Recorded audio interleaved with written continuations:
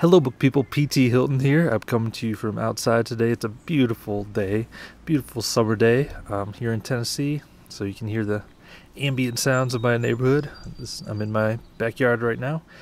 This is the place I most like to sit and read, by the way, too. So you can see me and my natural reading habitat. So I want to talk today about some of my most tattered books. You know, I always try to keep my books as nice as possible, read them carefully, all that stuff.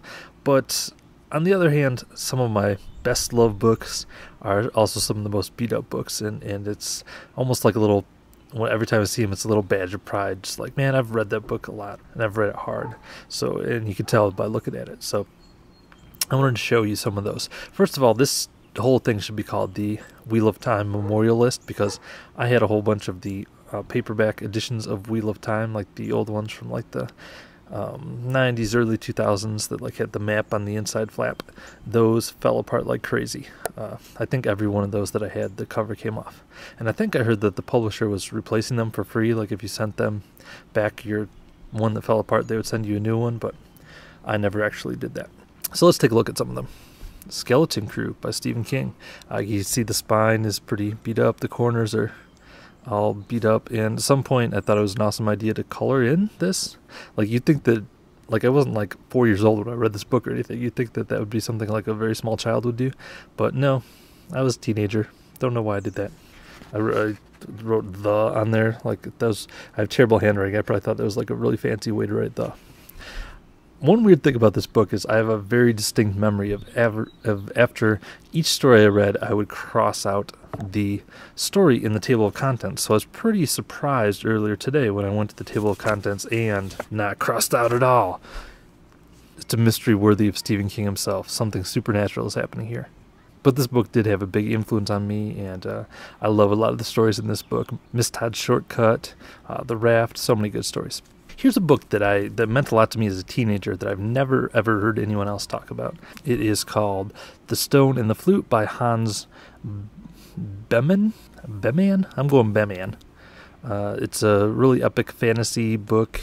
You can tell I read the heck out of this a couple times. This was originally a German book. I think this is a translation. So I don't know, maybe Michael from Bitten by a Radioactive Book has heard of this.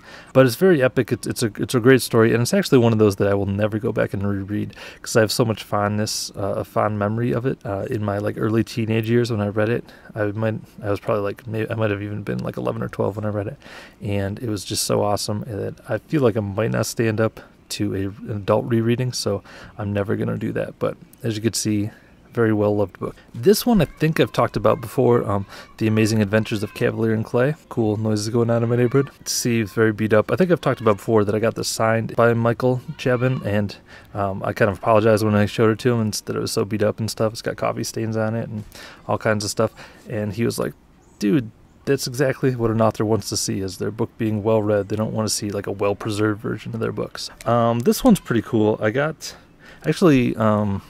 this used, so it's wrapped in plastic now, but it's pretty beat up actually from the previous owner. Anyway, it is the novelization of Star Wars from the adventures of Luke Skywalker. So this is like the novelization, and apparently it was actually written by George Lucas. But there's some really like funny stuff in here. For instance, like in the flap copy is talking about the different characters. Talks about Luke Skywalker, a young farm boy, Ben Kenobi, a shabby old desert rat, Princess Leia Organa, a very young senator, Darth Vader, an awesome malevolent figure, and then the last one they mention, who do you think it's going to be? You're wrong. The last one they mention is Chewbacca the pirate. Kind of funny they don't mention Han Solo, but it does say Chewbacca the pirate and his human companion Han Solo. So pretty cool. This is actually a really fun book to read. Like, it's got some interesting differences from the movie. So there you go. That is the Star Wars novelization. And the final one that is very beat up is the Silmarillion by J.R.R. Tolkien. Unlike all the others that are beat up from being read a lot, this one is like the opposite. It's just beat up from age and from sitting there. And possibly it might be a little beat up because every time I've tried to read it, I've ended up tossing it across the room in frustration. But this is an old book, and I think it was actually my dad's, because it says Christmas 1977 with love, Mom and Dad. I was not alive in 1977, so Dad, if you're watching, If you want your book back, let me know. But this book is interesting to me because I must have borrowed it at some point, but I'm always curious like what the dust jacket for this looked like. Cool old book though. So those are some of my most tattered books.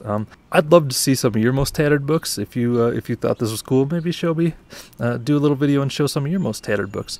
This was fun. I hope you enjoyed it. I hope you liked the outside setting and the ambient noise wasn't too distracting. I'll talk to you next time. Bye.